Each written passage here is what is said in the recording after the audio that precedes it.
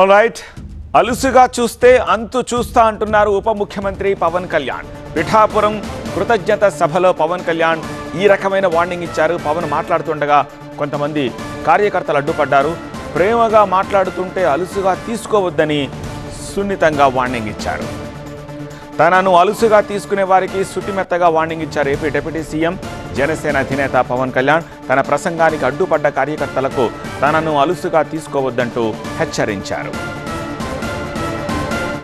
సమస్య ఏమైపోయిందంటే పవన్ కళ్యాణ్ అనగానే అందరికీ అలుసు చులకన అయిపోయింది.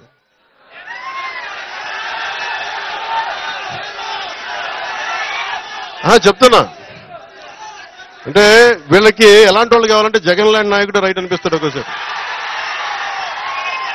ఇంటర్వ్యూలు ఇవ్వడం, మాట్లాడితే కొడతాడు, బెదిరిస్తాడు.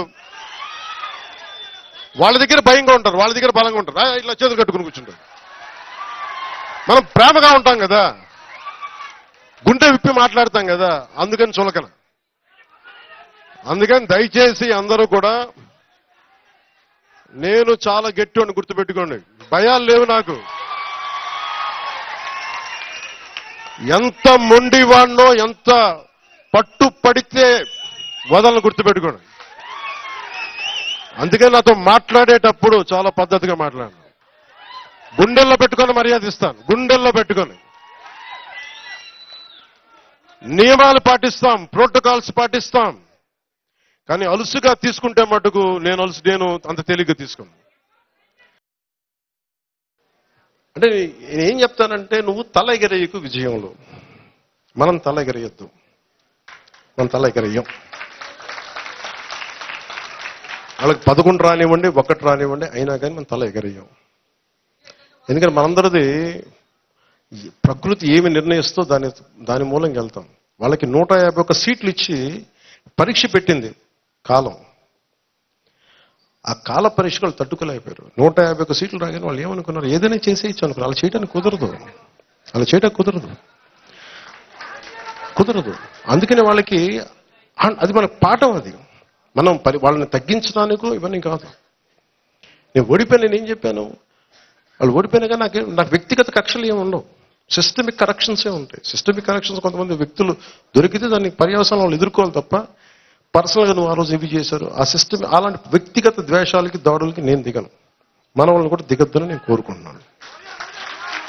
తేడా మనం అదే చూపించాలి. మనకి వాళ్ళకి ఏంటి తేడా?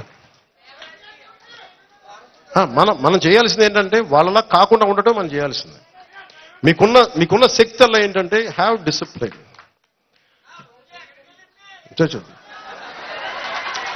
బాబు ఇలాంటివన్నీ మీరు చూసుకోండి, నేను అడగను, నేను ఎంకరేజ్ చేయను. నాకు నిజంగా నాకు తల్లి సాక్షిగా చెప్తాను కదా, నాకు వాళ్ళు ఎవరో, నేను నిజంగా చెప్తాను, ఎవరి మీద ఆసక్తి ఉండదు. నాకు బోల్డంత పని ఉంది. నాకు తిట్టడానికి కూడా సమయం లేదు. నాకు చేసుకోవడానికి బోల్డంత పని ఉంది. నాకు చదువుకోవడానికి బోల్డని ఫైల్స్ ఉన్నాయి. మీరు ఎవరిని చూసుకోవద్దు దయచేసి. మీ దండం పెడితే మీరు కామ్గా ఉన్నాను. మీ పనులు మీరు చూసుకోండి చాలు. ఇంకోటి ఒక్క నిమిషం. మనకు కావాల్సింది ఈ రోజున చాలా నిలకడ కావాలి. 21 సీట్లు ఇచ్చి ప్రజలు మనల్ని గుండెల్లో పెట్టుకున్నప్పుడు దాన్ని చాలా బాధ్యతగా ముందుకు తీసుకెళ్దాం. ఎలా దీన్ని పటిష్టం చేద్దాం, ఎలా దీన్ని ఇంకొంచెం ముందుకి బలంగా తీసుకెళ్దామని ఆలోచించాలి తప్ప దాడులు చేయడం, ఇబ్బంది పెట్టడం, ఇది చేస్తే ఏమైపోతుంది, వాళ్ళు మనలో మనుషులే కదా, వాళ్ళు బయట వాళ్ళు కాదు కదా. చాలాసార్లు చెప్పాను.